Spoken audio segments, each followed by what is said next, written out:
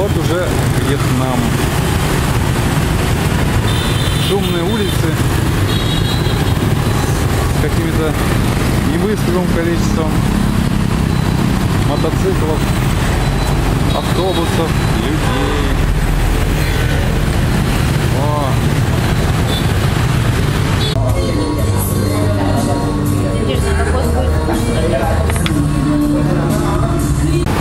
Так вот ты идешь. Движение — это жизнь. Перекресток. Как тут разобраться, кто кого пропускает? А вот они как-то разбираются. Перекресток. Река Сайгон в центре, ну или не в центре города, в общем.